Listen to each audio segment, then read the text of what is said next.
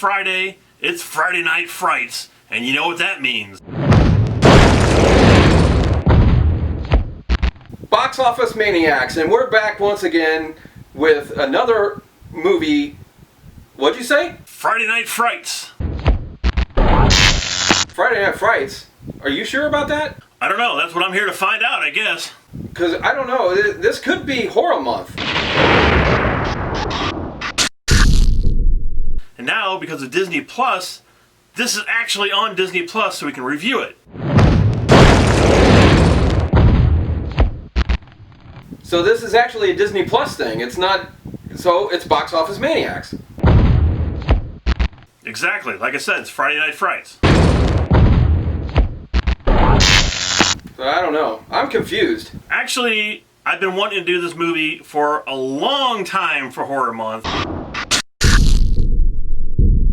We just never did it, and I didn't have access to this movie. That's the thing is, I've seen the movie such a long time ago, and I didn't have access, and it's not really out. I think it's out on Blu-ray, but I don't know if the quality was that great, and I just never got it. And this has been going on for years and years and years. I've been wanting to do this. All right, so a million years ago, when this came out, I still remember as a kid watching this on Entertainment Tonight, and I was a huge fan of Wizard of Oz. Of course, I think every kid was a huge fan of Wizard of Oz. And when this came out, I was like, oh my god, they're finally making a sequel to Wizard of Oz. That's so freaking awesome. But then they were talking about, well, you know, it's not going to be a traditional sequel. There's going to be no music. There's going to be no singing. It's not going to be all fun and happy and Yellow Brick Road and, you know, whatever. And I was like, okay, bring it on. I was still really excited about it that somebody finally made a sequel to Wizard of Oz. I remember seeing the trailers for it and going, wow, that's really strange. That's Wizard of Oz? And it didn't dawn on me that it was going to be like a direct sequel to Wizard of Oz. And I thought, okay, like most people, I would have thought, well, they're going to have some sort of musical whatever into it. And then later on, I heard that there wasn't any music in it.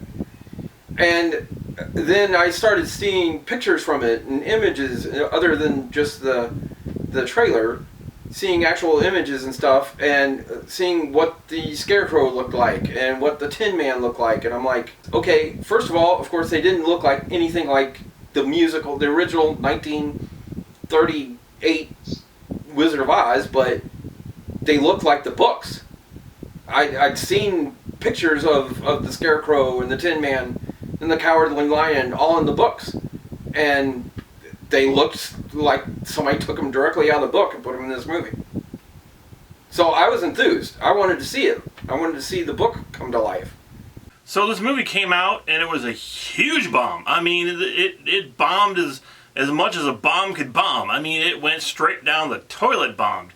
Because, for the simple fact that this is a horror movie, and it's in a horror movie that's in the world of Oz, but taking a 5-year-old or a 6-year-old to this movie, I can't imagine. And I was reading some of these horror stories that these parents had when they took their kids to go see it, and the kids were screaming and crying, and they wanted to leave, and they had nightmares for like a week after watching this movie, and they couldn't get it, you know, and it was just like. And all the parents were outraged, and they wanted their money back, and they thought this thing was abomination of Wizard of Oz, and it should have never existed. And I mean, it went on. It was this huge thing, and I never went to the show to go see it, and because I had heard it bombed, but I still wanted to go see it. I still wanted to see it, and I guess many years later, I finally saw it. It must have been on VHS, because I don't know how else I would have seen it. And I sat there and watched it, and I'm like, holy crap, this is a great movie. But it wasn't what people wanted. It's not what they expected. They wanted an all fluffy, light singing, like I said, and what they get is, right in the beginning of this movie, Dorothy is put into a psychiatric hospital because they think she's completely insane by two crazy doctors who has a machine that has, you know, a happy face and a tongue on it that's going to freaking fry her brain because they're going to do shock therapy on her, and that's all in the first 5-10 minutes of the movie, and I'm just like, holy crap. So I've never actually ever seen this film. I wanted to go see it because it was Oz. And that's mostly why I wanted to go see it. It's the Wizard of Oz. And then, you know, it's weird because it's one of these movies that it's like, even though it bombed, it's just ever so often it comes up. And, you know, every few years somebody mentions it. But I never ever got to see it until now, until they actually put it on Disney Plus. And like David was saying, I didn't have access to it. I didn't, you know, never got to see it because no one ever shows it either. I don't think they ever play this. I'm sure they've played it on television, but I've never even seen it on TV. I've never seen it, and I also heard over the years that George Lucas had something to do with this film, which I finally found out what that was about. So I always thought, well, this is something to do with him, so it's got to have something good to it. And the other thing I remember about this, now that I'm thinking of it, is the wheelers in here. These guys, they're all on 4 wheels, and they're basically taking the place of the flying monkeys. And they're on these 4 wheels, and they're spooky, and they're creepy looking. And then you find out they're a bunch of basically roller skaters. But they're wheeling around on these wheels, and I remember seeing that on like a Burger King glass or something. Like Burger King or McDonald's or something had come out with like glasses to this. I remember seeing that, now that I think about it. And I always thought it was the weirdest thing. Like, oh, wow, that's really strange. I want to see this movie. But to no avail, I never got to see it at the theaters, and now I finally watched it on Disney Plus. And you want to talk about quality? Actually, the quality of this film wasn't that good for Disney Plus, which was surprising. What do you mean wasn't that good? I mean, it was still kind of like murky looking. Yeah, well, I mean, it came out in 4K, but then I don't know, maybe they filmed it. I didn't have really a problem of what it looked like. And I gotta say something here too. You're talking about the characters themselves, the Scarecrow and the Tin Man and the Lion. I don't have the original. If I did, I wouldn't have to do YouTube because I had to be very rich. But I do have a reprint of the original book that has all the original artwork in there. And everything you see in this movie, all the Tin Man, the Scarecrow, the Lion, all that stuff is right out of the pages of the original artwork. And that's what they were trying to respect here, was the original book. And that's what, and you look at the stuff on the film, it's like it's stuff just came out of the book, and it was like on film. It was so cool to see that they did that. But nobody cared because it wasn't the original Wizard of Oz. It wasn't the Tin Man, or wasn't the Scarecrow that they knew. What are these weird looking creatures? I mean, these people were a fan of the movies and not the original book. And this was actually based off of his 2nd and 3rd book. And I guess the books must be pretty dark, because if that's based off that, I mean, this movie is really dark. It's a very dark film, as in like scary dark. I don't know if I would even let a 5 or 6 year old, maybe 8 or 9 year old watch this, because it would scare the crap out of them. And see, that's exactly what I was talking about there. You were talking about the original artwork, and yeah, I've seen that. I've seen all that. I've seen that from the original books, and that's what I mean. I saw it. I'm looking at the characters straight out of the pages of the book, but you're also talking about this, this whole thing of it being a horror film. Yes, I can see where, kids, if you take kids to this movie, and which apparently they did, they took their kids to this film, I can see where it would scare the crap out of them. I can understand that. And yet, but for an adult, for someone like me, and watching it, it's like, okay, it's really strange, it's really weird. I don't know if it's necessarily, I can see where people could get scared from it, but it didn't really scare me, and I don't know if I would actually go to horror film status, but definitely not something to show your kids. There was a woman in this movie who is headless. She's going around cutting heads off of people and keeping them in glass cases in her room. And whenever she wanted to pull her freaking head off and put someone else's head on, because she's killed all these people and decapitated them, and keeping their live heads in a room behind glass. I call that a horror movie. I mean, if that's not a horror movie, I don't know what a freaking horror movie is. Well, like I said, I can see it. I just don't know if it's necessarily a horror film. I mean, and the thing too is the rocks. How freaking frightening would that be as a kid to see these rock faces, and they got fangs, and they're crazy and creepy looking. They're talking and they're melting and they're moving around. I'm like, oh my god. Looking at all the rocks here and how they took different forms and changed faces and they're talking and everything. Yeah, I thought that was weird, but it wasn't. And that, do I call that a horror film? No, not really, because I've seen that before. I've seen it in the Never-Ending Story. They had the rock biter. Yeah, but this movie came out way before that. I don't think so. Oh yeah. Came out around the same time. Well, it came out before. No, it didn't.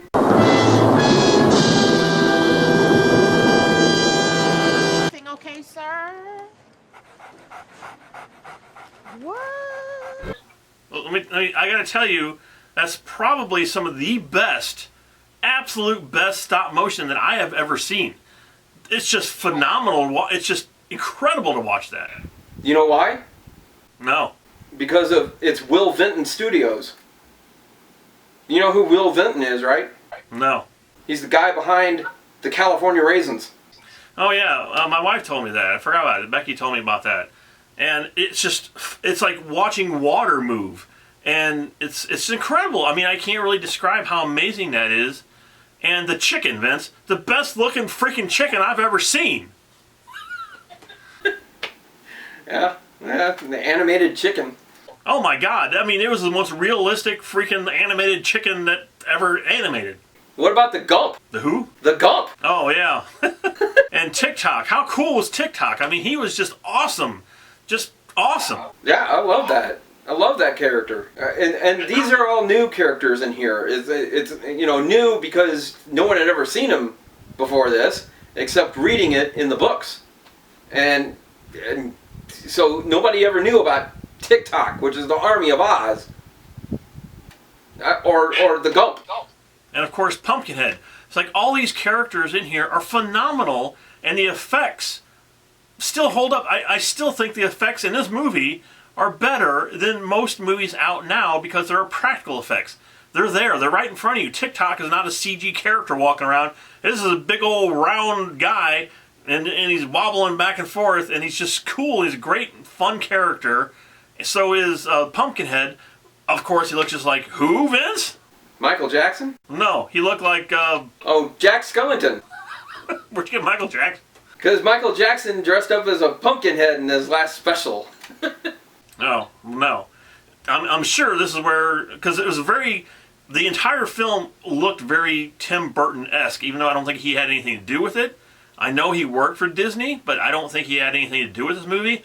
But it was very Tim Burton looking, everything in this movie. Once again, talking about the effects, I do believe ILM, Industrial Light and Magic, which is George Lucas's company, actually had something to do with some of the effects because Richard Unglin, who used to work for ILM, helped do some of these effects, like the chicken and the Pumpkinhead, and he helped create some of these effects. But that wasn't the part with George Lucas, I found out. What it had to do with George Lucas was that the director on here was directing the film, and something happened between him and the studio, I guess, didn't like what he was doing with it, and they were going to scrap the entire movie, because it wasn't the Wizard of Oz. It wasn't the singing and the dancing and the munchkins and all that. So they were going to scrap the whole thing, and George Lucas and Francis Ford Coppola came in to help. And they actually had fired the director for a little bit, and they came in to, I guess, direct the film. So there's parts in this movie that are directed by Francis Ford Coppola and George Lucas. And then they convinced them to hire the guy back to finish the film. And that's what he did. So they finally convinced the studio that, hey, you need to hire this guy back. And I loved the ending of this movie where she ends up fighting the Gnome King. I gotta tell you, it reminded me a lot of the ending of The Evil Dead, the first Evil Dead movie. Yeah. And it was scary. Yeah. That part was actually pretty frightening when she was fighting the Gnome King. And again, that CG animation, oh my god. Or not CG. See, I'm calling it CG. The claymation. I was about to throw something at you. CG. The stop motion claymation of that whole character at the end when it's oh my god, just again, it looks as great now as it did all those years ago and better than most of the stuff out. It's just incredible watching this movie, and it's such, that it's such a disappointment that a lot of people have never seen this movie, never heard of the film, because it was such a huge failure and they got it out of the theaters as fast as they possibly could. There's been no revival of this movie. There's been no big, hey, let's bring this back so everybody can see it. I mean, they just kind of dumped it on Disney Plus so you could see it. But it should be seen by everybody. It should be enjoyed, because all these years later now, people would understand it. They would get it. They understand it better than wanting just another song and dance movie. And that's not what this is. This is an action, adventure, fantasy, horror, whatever you want to call it. It's everything. Yeah, there is actually a little bit of everything in here, but the musical part. Some people, and I guess that's also why I don't know if I'd consider it horror either, because in the first film, in the first Wizard of Oz, a lot of people were scared by the witch. A lot of people were scared, mostly by the flying monkeys. They terrified me when I was a kid, Vince. I mean, I got scared so bad when I saw the flying monkeys for the first time. Scared the crap out of me. See, that's what I'm talking about. So you could almost say that the first movie was kind of a horror film. So can I actually say this is a horror movie? I don't know. I don't know if I would brand it a horror movie, but yes, there's some really creepy things, and if you really stop and think about it, like you're talking about, yeah, I can see what you're pointing at. That, yeah, it could be a horror film. But it's not, I don't think that's what it was intended to do. I don't think that was the intention behind the whole thing. I think they were just trying to actually bring Frank L. Baum's book to life, and that's what they did. So overall, I love this movie. I absolutely love this movie from beginning to end. I haven't seen it in years. I wasn't sure if it was going to hold up after me watching it again. And not only did it held up magnificently. It was an incredible film, incredible effects. And again, like I said, the story is so good. And all the creatures and Tik-Tok, especially, I love Tik-Tok. Love Tik-Tok. And I think there was a part where he's like in stealth mode and he's like, they'll never hear me coming. Boom, boom, boom. It's just like, loved him. Loved the character. Loved Pumpkinhead. Loved all the characters in there. And it's just a great film. And overall, I think it's an absolute classic. Just much as a classic as the original one. And because of that, I'm giving it the bomb!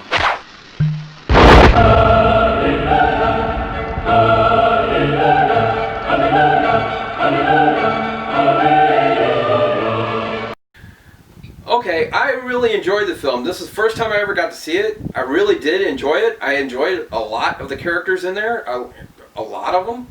And it was really surprising, actually, to find out who some of the other actors were. Like, the little girl that plays Dorothy in here, it actually ended up in the movie The Craft. As the main person, or the main villain in The Craft. And Piper Laurie, who played Carrie's mom in Carrie, is Annie M in this. And it's like, wow, okay, again, kind of pointing at the horror films. So that was pretty cool. But overall, did I think it was a classic? I don't know if I'd call it a classic either, but I enjoyed the film. I thought it was really, really good. And I can see where it would scare the crap out of kids. So, I don't know. I think I'd go with a 4 out of 5.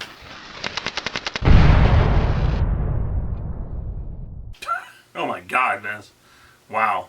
I don't think it was a classic. I don't think it was terrible, but I wouldn't call it a classic. Oh, yeah. Absolute classic. I mean, it found its audience. It's as good as it gets. The effects are great. The acting is great. The story is great. Everything you want out of a fantasy movie is in here. It's a classic. 100% classic. But it's definitely way different from the original Wizard of Oz. So if you're looking at this expecting that, yeah, you're not going to like it. You're going to go, this is terrible. This is a flop. Why did they even bother to do that? You know, everything that they said back in 1985 when this thing came out, that's exactly what it would be. I mean, I can see why people said the things that they said about this movie. Because that's what they were expecting was Yellow Brick Road and the Munchkins and Good Witch Glinda and none of that's in here. So there you go. There you have it. There's our review for Return to Oz. If you have Disney Plus, watch it. Absolutely turn this on. You will love it. You will love it. You will love it. And let your kids watch it. Well, you're just good about wanting to scare the crap out of kids anyway. And also, speaking of scaring the crap out of kids, subscribe to Box Office Maniacs, and you can scare the crap out of everyone with these reviews that we do every time we do this. Because we're spooky. We're pretty spooky.